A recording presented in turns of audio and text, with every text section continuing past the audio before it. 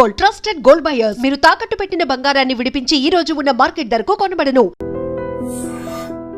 ఎందుకు సోషల్ మీడియాలో ఫేమస్? ఎలా? సో అంతకు ముందు వరకు అంకిత అనేడంటే తెలీదు. ఆఫ్టర్ మ్యారేజ్ నా పాస్ట్ లో నేను మ్యారేజ్ చేసుకున్నాను. ఆ టైంలో సో బాగా వైరల్ అయిపోయింది ఆ వీడియో అనేది. ఒక ట్రాన్స్ ఒక అబ్బాయి బాగా మ్యారేజ్ చేసుకున్నారు పబ్లిక్ లో అనేది చాలా ఫేమస్ అయిపోయి వైరల్ అయిపోయింది ఆ వీడియో. దాని తర్వాత మా కమ్యూనిటీ నుంచి స్నేహ గారు నన్ను ఇంటర్వ్యూ చేశారు. దాని తర్వాత సో సో సో చాలా మంది చేశారు, చూసాను ఇంటర్వ్యూస్, చూసాను మీ కపుల్ ఇంటర్వ్యూస్. అప్పుడే దానివల్ల ఫేమస్ అయిపోయారు. చాలా ఇప్పుడు నార్మల్గా మ్యారేజెస్ అంటే మీరు ఎందుకు నమ్ముతున్నారు? ఎందుకంటే మీ దాంట్లో ఎవరి లవ్ కూడా సరిగ్గా సక్సెస్ అయింది లేదు. అవునండి. ఎవరో ఒక అబ్బాయి రావడం, మోసపోవడం, కొట్టడం, తిట్టడం, చంపడం ఇలాంటివన్నీ జరుగుతూనే ఉంటున్నాయి. అవునండి. కానీ మీరు ఎందుకు నమ్మి మ్యారేజ్ చేసుకున్నారు? అండ్ మీ ఇంటర్వ్యూ నేను చూసినట్లయితే మీరు ఒకరి మీద ఒకరు చెప్పుకున్న ప్రేమను కానీ ఇది కానీ ఇప్పుడు రియల్ జంటలు కూడా అంత ఉండరేమో, అలా ఉండేవాళ్ళు. సో నరదిష్ట అంటారు కదా, మేబీ అది కూడా కొంచెం అయి ఉండొచ్చు. సోషల్ మీడియాలోకి వచ్చిన ఏ కప్పులు కూడా అంత త్వరగా కలిసి ఉన్నట్టు ఏమి ఉండదు. మేబీ ఒక కపుల్ అంటే నాకు తెలిసి గుట్టుగా ఉండి ఆ ప్రేమను అక్కడే చూపించుకోవచ్చేమో. బట్ నేను వైరల్ అయిన తర్వాత నా మొత్తం నా లైఫ్ మొత్తం అంటే యూట్యూబ్లోకి వచ్చేసాను. నేను యూట్యూబ్కి వచ్చి నా లైఫ్ స్టైల్ మొత్తం అందులో పెట్టాల్సి వచ్చింది.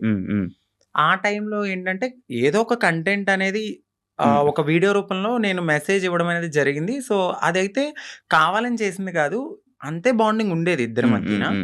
సడన్గా కొన్ని రీజన్స్ వల్ల విడిపోయాం. ఎందుకు విడిపోవాల్సి వచ్చిందంటే ఒకటి ఫ్యామిలీ యాక్సెప్టెన్సీ సరిగ్గా లేదు, వాళ్ళ ఫ్యామిలీ యాక్సెప్టెన్సీ అస్సలు లేదు. ఇంకొకటి నేను ముందుగానే చెప్పాను, నేను ఎప్పుడైతే నేను మా అమ్మగారికి ఇల్లు కడతానో సో అప్పటి వరకు ఆగమనే చెప్పాను.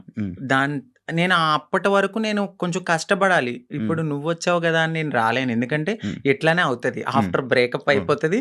సో నేను మళ్ళీ నా పాస్ట్కి వెళ్ళలేను కాబట్టి కొంచెం టైం ఇవ్వు అని చెప్పాను. ఆ అబ్బాయి అన్నీ ఓకే అన్నాడు. నేను కమ్యూనిటీ వర్క్స్ చేస్తానని చెప్పాను, ఇలా కమ్యూనిటీలో ఉంటాను కొన్నాళ్ళు, మనం సెటిల్ అయ్యే వరకు. దాని తర్వాత మా పెద్దవాళ్ళకి చెప్పి మనం హ్యాపీగా మన లైఫ్ లీడ్ చేద్దాం, నేను ఇల్లు కట్టుకోవాలి మా అమ్మగారు. దాని తర్వాత నేను మ్యారేజ్ చేసుకున్నాం. ఒక 1.5 year బాగానే ఉన్నాం. దాని తర్వాత ఇంకా రోజు ఇంకా తాగడము, ఎందుకు ఇట్లా అందుకట్లా చిన్న చిన్న ఇష్యూస్, గొడవలు అవి పెద్ద పెద్ద అయిపోయాయి. అయితే ఈ బ్రేకప్ టైంలో ఎక్కువ వీడియోస్ పెట్టడం అంకిత కావాలని చేస్తుందా? ఎందుకు అంత ఎమోషనల్ అయిపోతుంది? ఎందుకు సోషల్ మీడియాలో అంత ఏడుస్తూ వీడియోలు పెట్టాల్సిన అవసరం ఏంటి అని క్వశ్చన్ చేశారు. మీ వరకు వచ్చిందా? ఏమన్నా మీ సమాధానం? సో ఎందుకంటే అది నా మనసుకు తగిలింది. నేను సోషల్ మీడియాకు కూడా వచ్చేదాన్ని కాదు, చెప్పేదాన్ని కూడా కాదు. ఒకానొక సిచ్యువేషన్లో అది నాకు నెగిటివిటీ వచ్చేసింది. తినే ఏదో చేసింది, తిన వల్లే బ్రేకప్ అయింది అని నెగిటివిటీ వచ్చింది. సో నేను నిజం చెప్పాలంటే నేను ఒక ఓపెన్ బుక్ ఆ విషయంలో. అయితే తనకి నేను చాలా ఓపెన్గా అన్నీ చెప్పే చేసుకున్నాను. సో చెప్పి చేసుకున్న పర్సన్ తను ఎప్పుడైతే కొన్నాళ్ళ తర్వాత లగ్జరీ లైఫ్కి అలవాటు పడ్డాడు, ఆ తర్వాత జాబ్ పోయింది. ఒక 11 months వరకు నేనే చూసుకున్నాను. బిఫోర్ కూడా నేనే రెంట్ కట్టేదాన్ని, కార్ ఈఎంఐలన్నీ నేనే, ప్రతిదీ నాదే. ఆయన జాబ్ చేసుకుని వాళ్ళ ఫ్యామిలీని చూసుకునేవాడు. సమ్ టైమ్స్ ఎప్పుడైనా రెస్టారెంట్స్ అట్లకి వెళ్ళినప్పుడు ఖర్చు పెట్టే అతను. 11 months అనేది జాబ్ పోయింది. ఇంకా నాకు ప్రెషర్ ఎక్కువైపోయింది. ఇటువైపు ఇల్లు కట్టిన ఒక గోల్డ్ ఉంది అక్కడ, అదంతా విడిపించాలని చెప్పి నేను తనకు ముందే చెప్పాను. సో డ్రింక్ చేయడము, ఇదే విషయంలో గొడవ అవ్వడము. దీనికి ముందే నాకు తెలియదు, రీసెంట్గా తెలిసింది. నన్ను మ్యారేజ్ చేసుకున్న 3 monthsకే వేరే అమ్మాయిలతో కూడా ఉన్నారని చెప్పారు. సో ఆ రికార్డ్స్ కూడా నా దగ్గర ఉన్నాయి. బట్ నేను ఎందుకంటే అంతా అయిపోయిన తర్వాత మనకు అనవసరం అనిపించింది. ఇవన్నిటిని ఒక పక్కన పెడితే నాకు ఒకానొక సిచ్యువేషన్లో తను రెడ్ హ్యాండెడ్గా అంటే మా కమ్యూనిటీ వాళ్ళు ఎవరైతే ఉన్నారో వాళ్ళలో నా కోడల్ని నేను ఇలా వస్తున్నాను అని చెప్పడము, నేను తన్ని చేజ్ చేయడము, పట్టుకున్నాను, సో పరిగెత్తేశాడు.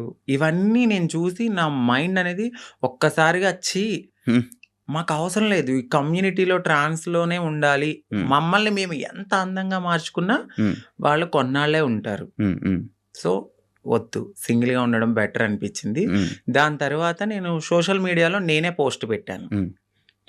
వద్దు అంటే నన్ను కలవడానికి 2 times అట్లా ప్రయత్నించాడు. బట్ నాకు మనసుకి తగిలింది అది. ఎందుకంటే ప్రతిసారి నేను యాక్సెప్ట్ చేయడము, ఇది మా ఇద్దరి మధ్యన జరగడము, వాళ్ళ ఫ్యామిలీకి చెప్పడము, మా ఫ్యామిలీకి చెప్పడము, మీ చావు మీరు చావండి అనడము, ఇవన్నీ నేను ఇంకా తీసుకోలేకపోయాను.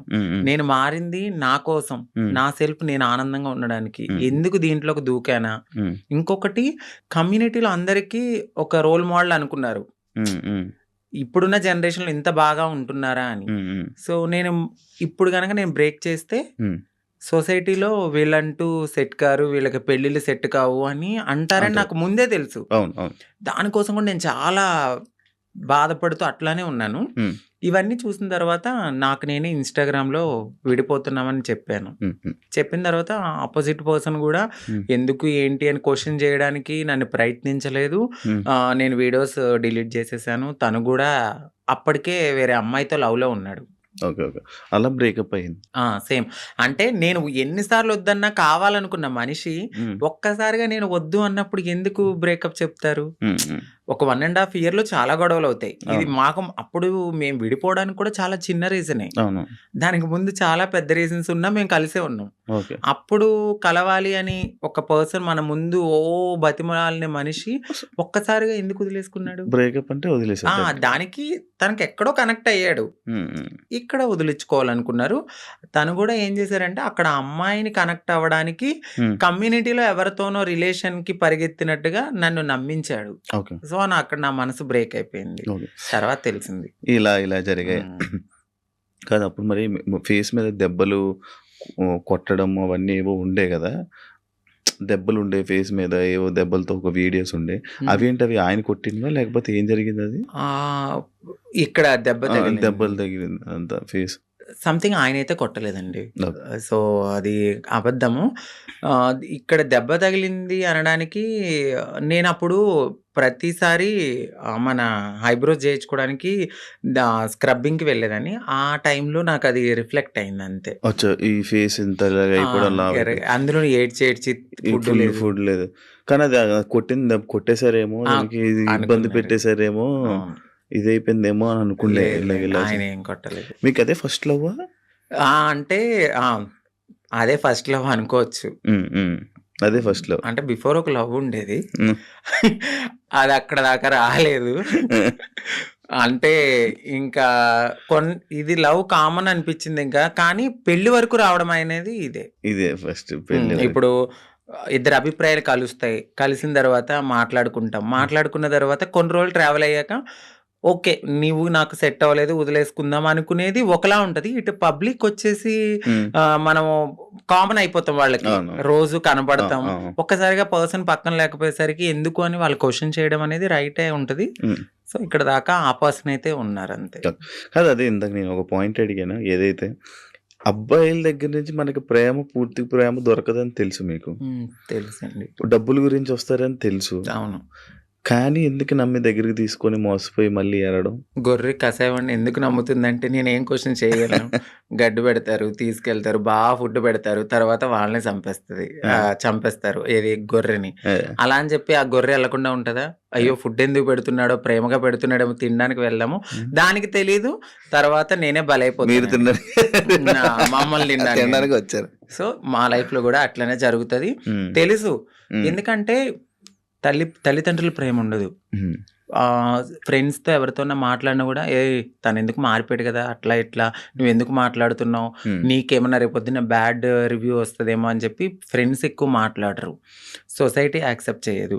ఈ టైంలో ఎవరో ఒకళ్ళు మమ్మల్ని దగ్గరికి వస్తారనమాట. ఓకే మాకు ఈ ప్రేమ దొరుకుతుంది, జెన్యున్ ప్రేమ ఏమో అని నమ్ముతాం, నమ్మి దగ్గర తీసుకుంటాం. తనకు అయ్యిందని చెప్పి నాకు అవ్వాలని లేదు కదా అని గొర్రెలుగా నమ్మేసి ముందుకెళ్ళిపోయి తర్వాత బలైపోతాం. ఇప్పుడు అమ్మలతో లేదా?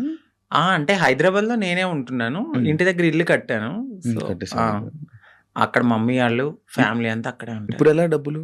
ఇప్పుడు నేను నార్మల్ గా అయితే యూట్యూబ్ బేస్ చేసుకున్నాను. దానికి బిఫోర్ నుంచి నేను కమ్యూనిటీ వర్క్స్ చేస్తూ నేను సెటిల్ అయిపోయాను. ఫైనాన్షియల్ గా అయితే ఇప్పుడు నేను చాలా బాగా సెటిల్ అయ్యి ఉన్నాను. యూట్యూబ్ చేస్తున్న ఇన్కమ్ అట్లానే ఎంత కొంచెం వస్తుంది యూట్యూబ్ నుంచి? ఇప్పుడైతే 1.2 అట్లా యూట్యూబ్ వస్తుంది. నుంచి బిఫోర్ ఇంకా ఎక్కువ వచ్చేది. ప్రమోషన్స్ అవన్నీ ప్రమోషన్స్ చెయ్యట్లేదండి నేను. చేయలేదు ఇప్పుడు. ప్రమోషన్ నార్మల్ ప్రమోషన్స్ అమ్మాయిలకు సంబంధించిన బిఫోర్ చేశాను, అసలు చెయ్యట్లేదు నేను. ప్రమోషన్స్. నేను నో పెయిడ్ ప్రమోషన్స్ అని కూడా పెట్టాను. అవును చూసాను నేను. ఆ, ప్రమోషన్స్ చేయరు, ఆ, ఓన్లీ యూట్యూబ్ నుంచి 1.5 lakh 1.2 lakh. 1.2 ఒక 2 months నుంచి అయితే మాత్రం నేను సరిగ్గా ఈ వీడియోస్ చేయట్లేదు. 12,000 13,000 అట్లనే వస్తున్నాయి, అంటే ఒక 3 months నుంచి. ఓకే, దాని బిఫోర్ నేను బాగా చేసేదాన్ని. అవును. 1.2 మ్యాక్స్, అది 1.5 మధ్యలో. ఇప్పుడు రెవెన్యూ ఇంకేం లేదు. ఈవెంట్స్కి ఏమైనా వెళ్తారా? ఈవెంట్స్ ఏం లేదు.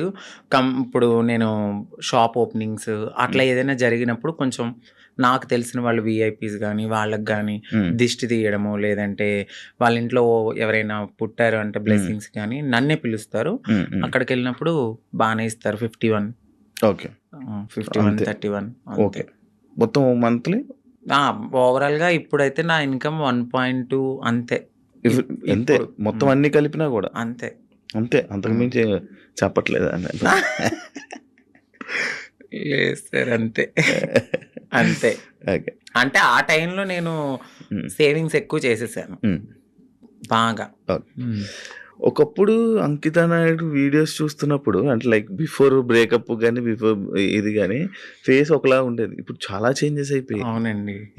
ఎందుకు అన్ని చేంజ్ చేసుకుంటున్నారు?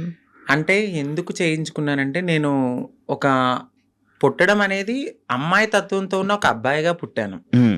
సో ఎక్కడైనా నాకు చిన్నగా ఏదైనా అనిపించిందంటే దాన్ని వెంటనే చేంజ్ చేసుకోవాలి అనే థాట్ నాకు ఉంటది. నాకు నేను ఒక పుట్టడం ఒక అబ్బాయిగా పుట్టిన నా మనసు అమ్మాయి. అంటే ఇప్పుడు ఒక గొంగళి పురుగు ఉంటుంది, తన జీవితం ఎట్లా ఉంటుంది, చాలా చిరాగ్గా కనిపిస్తుంది. కానీ వన్స్ ఒక్కసారి తనకి మారినప్పుడు ఒక అందమైన సీతాకోక చిలుకగా మారుతుంది. సో నేను పుట్టినప్పుడు కూడా ఒక గొంగళి పురుగు లాగానే ఫీల్ అయ్యాను. నేను ఒక అందమైన సీతాకోక చిలుక అవ్వాలి అనేది నా మనసులో ఉంది. దానికోసం నేను ప్రయత్నించాను. డెఫినెట్లీ నేను సక్సెస్ అయ్యాను నేను అనుకుంటున్నాను. అంటే మీరు అన్నారు ఎందుకు ఇవన్నీ చేయించుకుంటున్నారు అని. నేను ఒక పరిపూర్ణమైన అమ్మాయిలా కనపడినా ట్రాన్స్ ఉమెన్ అనే అంటారు. బట్ నేను ఫీల్ అవుతాను, ఒక అమ్మాయి పక్కకు వెళ్ళినప్పుడు ఓ అమ్మాయి కన్నా చాలా బాగుందిరా అనే ఫీల్ నాకు అనిపించినప్పుడు నేను సాటిస్ఫై అయిపోయాను. ఎవరో ఒకరు కామెంట్ అయ్యాలి. ఆ కామెంట్ కి నేను హ్యాపీగా ఫీల్ అయ్యి అమ్మయ్య హ్యాపీ నేను ఇంత మారినందుకు. ఓకే, ఇప్పుడు సీతాకోక చిలకలకు రెక్కలు వస్తే ఎగిరిపోదామనా? వెళ్ళిపోతా డెఫినెట్లీ. ఎక్కడికి? ఎక్కడికో ఒక చోటకి, మమ్మల్ని యాక్సెప్ట్ చేసే చోటకి. అయితే ఇప్పుడు మొత్తం అంతా ఇంకా చేంజెస్ చేస్తూనే ఉంటారు అలాగా? అంటే జా చేయించుకున్నానండి, లిప్స్, నోస్ చేయించుకున్నాను, ఫోర్ హెడ్ చేయించుకున్నా, నడుం చేయించుకున్నా, ఇంకా ఫుల్లీ ఫీమేల్ లాగానే అన్ని చేయించేసుకున్నాను. మొత్తం అన్ని చేయించేసుకున్నారు కదా. ఇష్యూస్ రావా ఏమి? అంటే ఇప్పుడు ఏం లేదు. ఇప్పుడున్న టెక్నాలజీ ప్రకారం అయితే ఎటువంటి ఇష్యూస్ అయితే లేవు.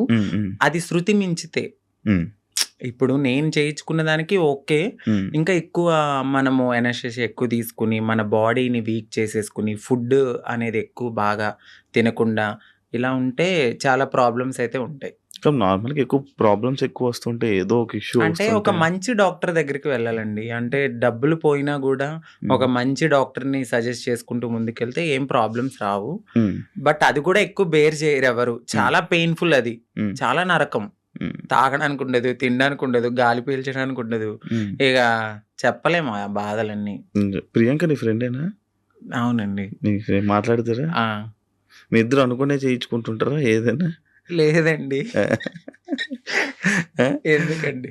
తను చేయిస్తుంది, దాని తర్వాత మరి మీరు చేయించుకుంటారా? Same treatments. చెప్పాను కదా, అందంగా ఉండడము అనేది మాకు ఉంటది ఆ మనసులో. ఎక్కడ మేము ఒక అమ్మాయిలాగా ఉండాలి, ఎంత మారినా ఉంటది జనాల్లో మీరు అలాగా మీరు ఇలాగా అని. బట్ అనేవాళ్ళు అంటూనే ఉంటారు. మనం